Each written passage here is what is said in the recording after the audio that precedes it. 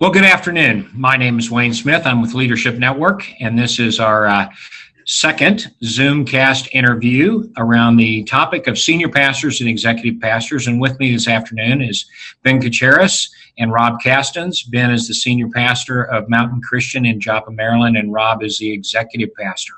This afternoon, we're going to be visiting with them about what it's like to work together, their relationship, how they figured out what the what's next is for Mountain Christian, and talk a little bit about our upcoming Senior Pastor, Executive Pastor one-day experience, which they are going to host at Mountain Christian on March 7th. So, guys, welcome. Thank you. Excited to be with you in this amazing electronic world that we have.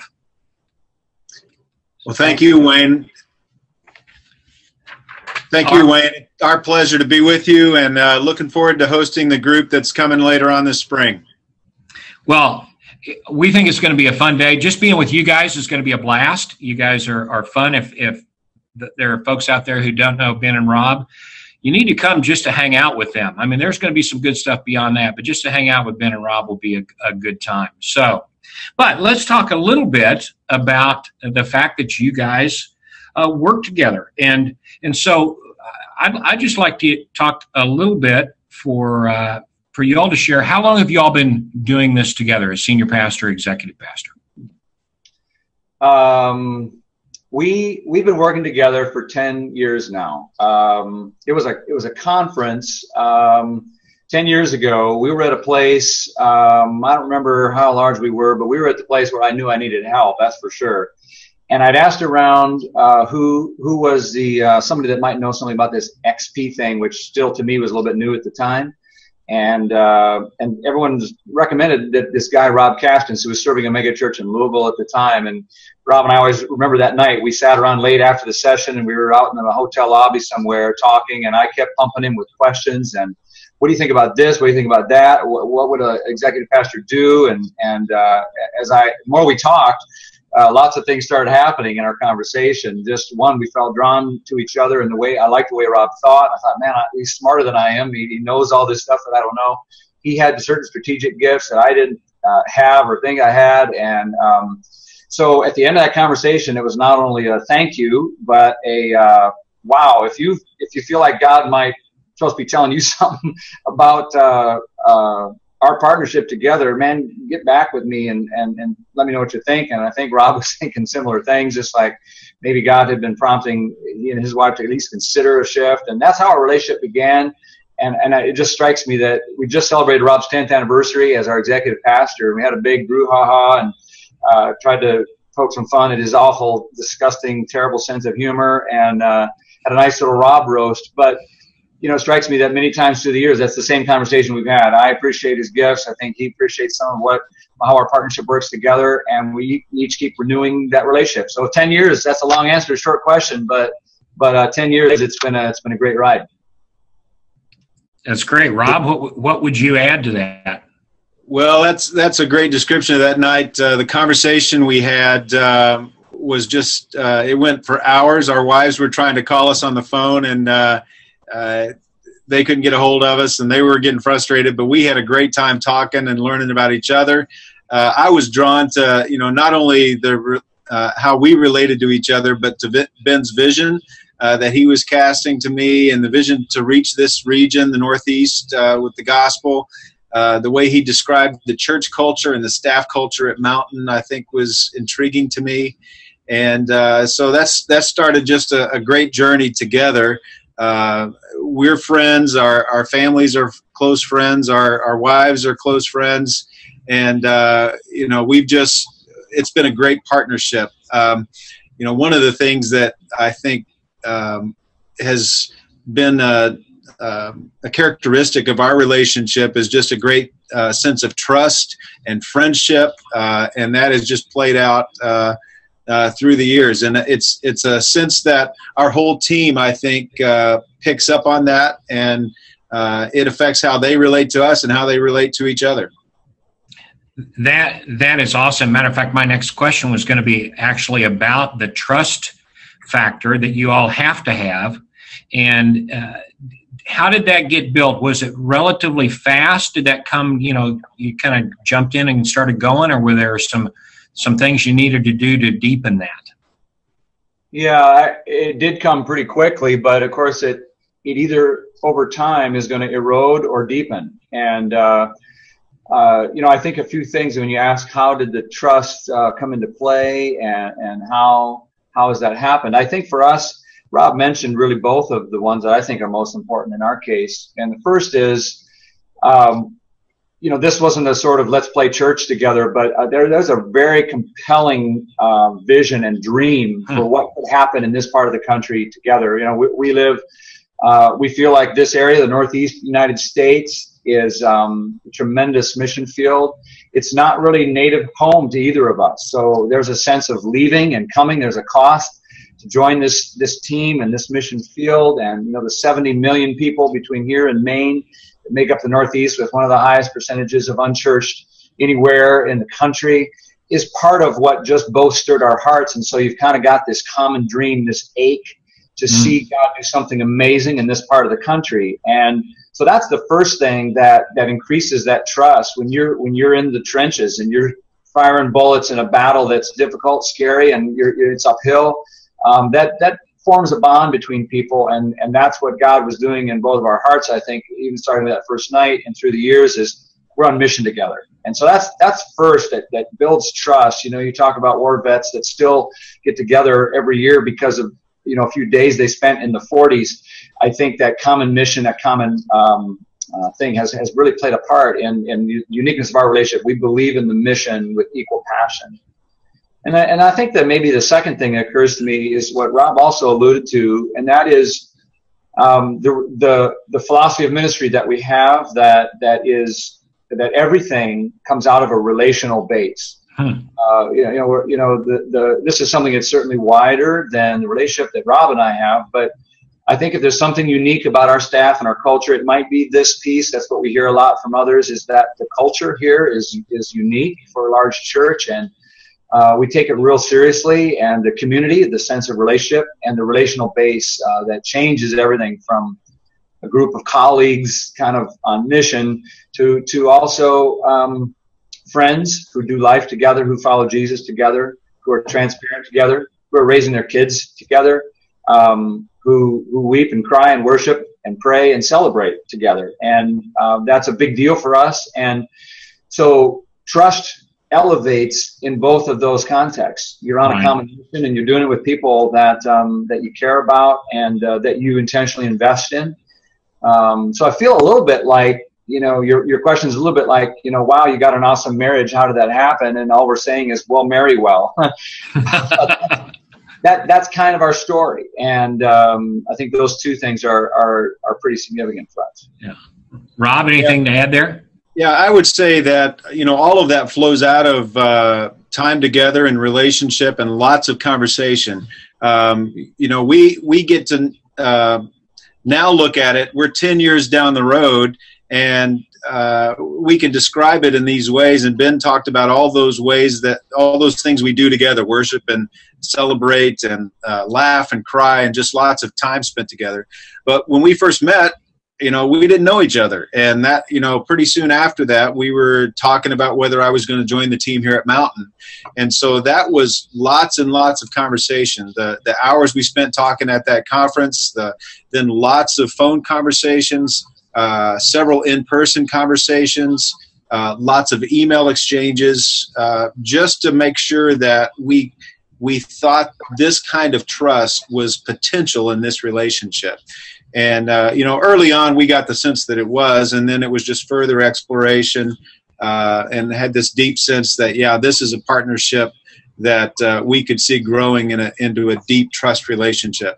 And so now our staff, as they're interacting with us, it's an interesting thing that we both have gift mixes that complement each other well, and yet our roles, even though we have fairly distinct roles, there's not this sense of good cop, bad cop. There's, one of our staff leaders said in staff meetings and in other settings, it's a tag team kind of thing, that there's this interplay and we speak with one voice, which was just a great thing for us to hear, that our staff, they don't see us as two distinct voices that they can play against each other. They hear one voice coming from us, both in terms of vision and staff leadership and what our staff culture needs to look and feel like. And I think all of that comes from this sense of trust, that when I'm not in the room, Ben's going to lead in such a way that that is seamless with how I'm going to lead, and vice versa. Yeah, very good. Well, I know some. Go ahead, Ben. Wayne, I jump in on just one more thought there. Without getting too ultra theological on this, this is something that is really not just a sort of, hey, this has been convenient because it's helped us figure out how to work well and get more done together, but it is kind of some of the philosophy of ministry, or the theological underpinning of how we really feel like it's best to roll around here. And one image that comes to mind when you look at even sometimes talked about the relationship of the Father and the Son. It's crazy it may sound. There's this the Father is constantly going, "This is my beloved Son. Look at him, listen to him. He's got it." He's and I feel like in some ways it's a role I want to fill for Rob, ducking out of the way and letting Rob's incredible leadership gifts and his strengths shine and show. And yet Rob is very often, Jesus is always saying, I'm not going to make a move except that the Father enable me, and and he's kind of deferring. They're always kind of pointing at each other, saying how awesome each other is, and I think that bleeds into our staff culture and creates a sense of trust. They see the trust, and so that's one sort of piece. And I think the trust is enabled when there's ongoing discussion about appropriate levels of engagement, and for the size of the church, how involved should the senior guy be in different things, and how involved, when is it time for, man, I just got to disappear from that. And that's something that Rob runs with. And both of us have recognized that in our church, we've seen a lot of growth over the last 15 years, 10 years especially. And so with that, of course, systems and structures are changing, and that means we're regularly reinventing ourselves and what our job description really looks like. And a lot of the job description I had 10 years ago is now not Rob's job anymore. He's already passed it on to leaders he's developing. Right. So, and I think that's a key at a point that either the senior guy or the XP gets kind of frustrated with that need to keep reinventing oneself and changing your job description and growing into the next level of leadership, and letting go of things that you used to do and take pride in because you need to do things that only you can do. Then I think trust erodes. But through communication, you keep clarifying what's the right level of engagement for each of us at this point. I think that's been real key for us. And whenever we start getting frustrated, like this isn't working well, usually it's one of those issues. It's like, I think you're too involved here. It's time for you to move on. It's like, and then it's that holding it loosely and holding our gifts, our roles, our egos loosely, and letting it go, and trusting that means I'm supposed to be moving on and God's got a different role for me, whether that's, and it's true for both Rob and for me. So it sounds like there might be occasionally times you bump up against each other and kind of have to work some things out. But it also sounds like that's not very often. But talk about how you all do that when it's necessary. Well, I'll jump in, and then Rob can probably talk about that too. Certainly, anytime you're doing something important and you're setting big, hairy, audacious goals, and you're trying to pull off something that's basically impossible without God in it, you're going to have lots of issues to work through. And I think there is an ease that 10 years does to grease the skids. There's a lot of conversation you don't have to have. You might have had to have 5 to 7 years ago because you kind of know where the other one's coming from, but it doesn't erase the potential for conflict, and also just flat out spiritual warfare that enters into a situation like ours, where we had 10,000 people came for Christmas, and many of those have great stories. Well, we know an enemy's out there is not pleased with that, right. And so we're going to be alert to those things. But I think, yes, we do have lots of areas where we're going to have to always just communicate about stepping on each other's toes, and it comes back to the trust and my willingness first to let Rob lead up. You remember Colin Powell talking years ago about the worst thing that ever happened is people stop telling you the truth. And I think Rob has figured out that one of the best adds that he brings to the whole thing is when everyone else might be tempted. I want to believe I'm an open book and come tell me what's going on, but sometimes it doesn't happen. And Rob's the one guy that'll say, okay, here's what you need to know. And may not like to hear that, but if I'm a friend of the truth and truth's a friend of mine, then I'm going to welcome that. And likewise, I often will be able to help Rob do his job better, and he helps me do my job better. But yeah, there's conflict through it, and but I think allowing him to lead up and him being receptive to some ideas that I might have for really what's his job has what's been enabled us to kind of keep that trust factor high. Great. Yeah, Wayne, I would say that with our relationship early on in our journey together, I probably sensed more of that than I do now, and some of that was just probably you know, some of my own baggage I brought into the role from previous working relationships and leaders that I had worked with, and so the journey here, I think part of how we got to a deeper sense of trust and part of how we got to the place where even when we bump into each other, it's not a big deal at all, is through a couple of things. One is lots of conversation. So before, you know, I would step into things, or before Ben would step into things, we would just touch base with each other, and we would talk through it in advance. If he was going to be going out to lunch with a staff person that I supervised, sometimes we would just have a brief conversation before he did so, and that, you know, would just clarify and helped us get on the same page, and help me trust that, you know, he had my back and I had his back, and that kind of enabled more and more trust to develop, so that, you know, there were, even when we were stepping into each other's areas, it wasn't a big deal.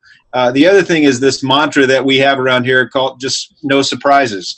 And if there's something that I think he needs to be aware of, either after it's happened or before it's going to happen, I'll just either send him a text or an email or even a voicemail and just say, hey, no surprises. Wanted you to be aware of this, and he'll do the same for me. And, you know, it's now I really don't notice when, I don't have a second thought when I hear Ben's gone to lunch with one of the people I supervised, or I walk by his office and notice he's meeting with somebody. That's a non-issue. That's excellent.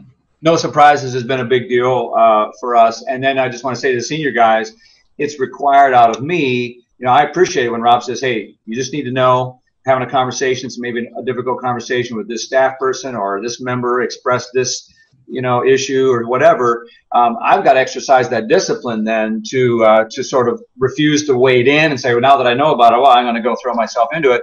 And that also is what, you know, kind of circling back to this trust issue. It'd be hard for Rob to have a no surprises policy if every time he did, I felt like I had to somehow stick my nose in. And you know, Rob's good at helping me see I need to be doing the things that only I can do. And He kind of helps me see what those things are. When you got an XP who's highly capable and has got his own abilities as a leader and gifts, I think that makes that a lot easier. I think the other key just is we don't want each other's jobs, and we're not trying to do each other's jobs. And so, although there's a lot of overlap, Rob preaches and he's a senior leader and he's up front a lot. And you know, I'm engaged in certain ways with staff discussion in ways that maybe other guys aren't. I don't know. But he knows I don't really want his job, and I know he doesn't really sort of, you know, want my job. And I'm not trying to do his job. He's not trying to do my job, and that allows a healthy overlap and a kind of working together that's been really helpful for us. That's great. You know, it's very clear, not only from my knowing you guys, but also just from this conversation, there's a significant level of unity between you all. And therefore, I assume that has spread out through the staff into the staff culture. And you also talked, and I think these are tied together, but you'll have to correct me if I'm wrong, that unity helps create an atmosphere where growth can happen. And you talked about 10,000 people coming at Christmas. You didn't have 10,000 10 years ago, did you? And talk a little bit about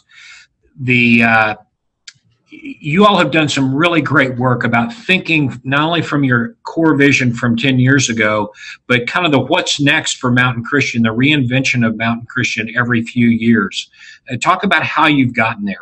How do you all process the what's next for Mountain Christian? Rob, want me to jump in on that? Sure. Then you can give the rebuttal. and the correct. That's how we work. That's how we roll. I'll take a stab at that. It's interesting. You kind of started with unity and then went into vision, because I do think that's something we've really celebrated and been blessed with. I don't think unity is something you create as much as it's a gift. You just try not to screw it up, and we talk pretty openly about that. Unity at several levels, leadership all the way down into here's what it means to be part of this church and our membership classes and so forth.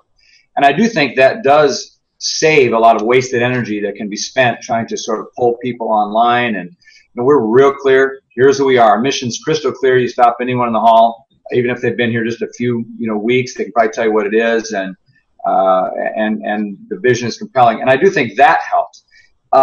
You mentioned then how have we arrived at kind of what's next, and it flows out of that that sort of over communicating again and again and again the few big things that are on the front burner.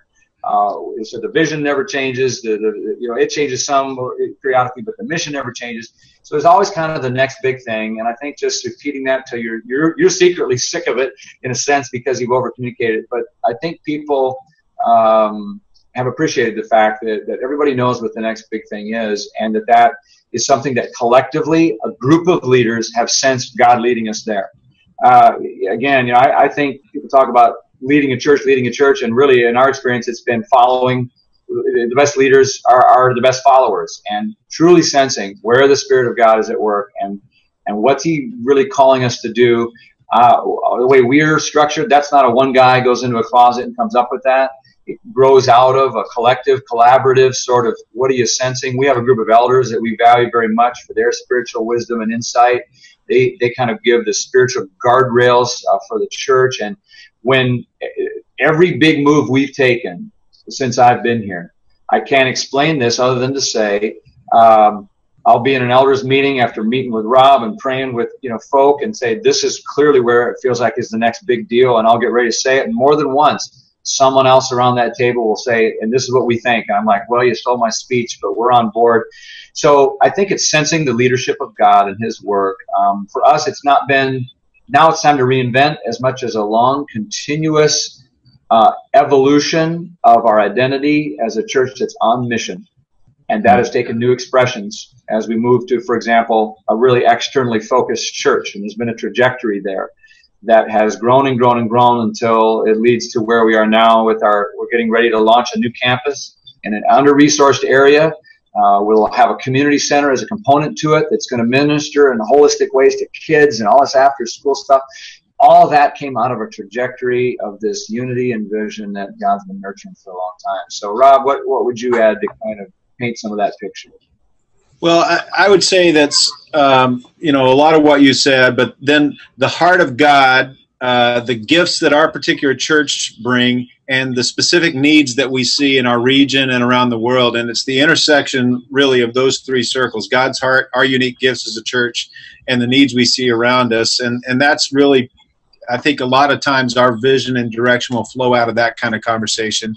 And then sometimes it's looking at who we are as a church and what we want to be, and noticing what the gaps are or the areas that really aren't up to speed yet. And so for this next part of our journey, we really need to pay attention to that piece, whether it's next generation stuff or, for a season there, we recognize that we weren't making an impact in our community outside our walls like we needed to. And so that helped drive what the next part of our journey was as a church. And this Edgewood, this under-resourced area that we're going to be launching a campus in, that really flowed out of really that desire to meet the needs in our community. And then one step after another, and God opened doors. And before you know it, now here we are a few years later launching a campus there. So it really has been us trying to be open to where God was leading, but also being aware of where our strengths were. And the areas that, if that's the vision of the church we want to be, if we're not strong in that area, then we need to pay attention to it and really work hard over the next year or two to strengthen that area of our weakness. Yeah, it's very exciting to hear you guys fleshing out your vision year after year after year. It's fantastic to hear that, to see. I can't wait to come up and see it. I know that some of our folks who are going to be watching, who are senior pastors or executive pastors, would like maybe a little nuts and bolts question answered, and that would be like, how often do the two of you meet just the two of you, and how often do you meet with your core team, your core staff? What does that look like for you? And then how does that then flesh out in terms of working out the vision? Rob, go ahead. I would say, well, we meet really every week, just the two of us. And then, occasionally we're on the phone or in other conversations with other people multiple times throughout the week. But every week, usually Tuesday afternoons for us, for somewhere between 1 to 3 hours together, depending on the day and the topic and other schedule impacts. And then beyond that, we meet with a team of leaders called area leaders for us. We meet every couple of weeks with that group, unless there's a special issue that we need to dive deeper into. So, there's all kinds of special meetings that will happen with me and Ben and one other leader or things like that. But it's a weekly rhythm for us, and then every couple of weeks with this group of area leaders. And we also meet with our all of our program and pastoral staff once a month, and then all of our staff once a month. And so there's a lot of those kinds of investments of relationships with our leaders here. I had a senior pastor ask me, he noticed how healthy our culture was and how healthy my relationship with Ben was. And so he wanted to know how he could accomplish that on his church staff. And he said, now, do you think it's important at all if I go to staff meetings? And and so it turned out their staff was meeting about 45 minutes a month. And he wasn't even attending those meetings and wondered why they didn't have a healthy culture. And so I think there's a lot of parts of our healthy culture that just come out of intentional investment in relationships and time spent together. So our staff meetings a couple of times a month, a couple hours long, and then an intentional time of lunch together with different groups of staff after that. Those are most essential times of our schedules for me and Ben and for our whole staff team. Great. Wayne, the meetings that we do have, I would say probably a lot of meetings, but at those meetings, they're not information downloads as much as they're gatherings of the community. And, we tell a lot of stories. Yesterday, we met with our entire staff. So there's a whole room, not only 60 people there, interns and everybody. One of the highlights is, where have you seen God at work? And we just tell stories. And I don't know that I've been to one in the last year where there's not, a lot of us aren't bawling by the end of it because we're so blessed to see God at work. Then there's people having ability to share some personal need that's going on around tables and praying for each other. And then vision is cast. And we talked about what's next. So Rob's role, you talk about nuts and bolts. All the nuts and bolts flow easier, whatever they are, however often you meet. And Rob meets regularly with their leaders and meetings, but all that flows better because Rob and I are associated with, here are people that are with us in the center of God's activity and life change all around us. Here are people who are casting this compelling vision. Here are people who care about me, my soul, my family. And so whatever the nuts and bolts need to be, it's more than, quotas and productivity, but it does make those productivity and quota kinds of discussions, I think, more fruitful because we're colleagues, comrades and brothers and sisters in ministry together rather than your boss. That's awesome. Wayne, one other comment about our staff meetings and our time together. We have this part-time gal that works in our office. She works 20 hours a week, and I just heard her tell somebody yesterday she doesn't work on Wednesdays, and that's the day we have our staff meeting. And so for staff who are that part-time and they're not here on the day we have staff meeting, we don't make that a requirement that they're there every month. But this gal is there every staff meeting. And she says it's her favorite time of the week. She wouldn't miss one. And that's just a great thing for us to hear, that our staff value that time together because of the vision, because of the stories that Ben was talking about, because of the time to interact with other staff, that she values it enough that on her day off, she's coming in for a staff meeting. That's just a great thing. That's awesome. I love the fact that you all have created not only a culture of vision and a culture of trust, but a culture of collaboration. That people are working together, you're working together. And of course, that fits right with who we are at Leadership Network.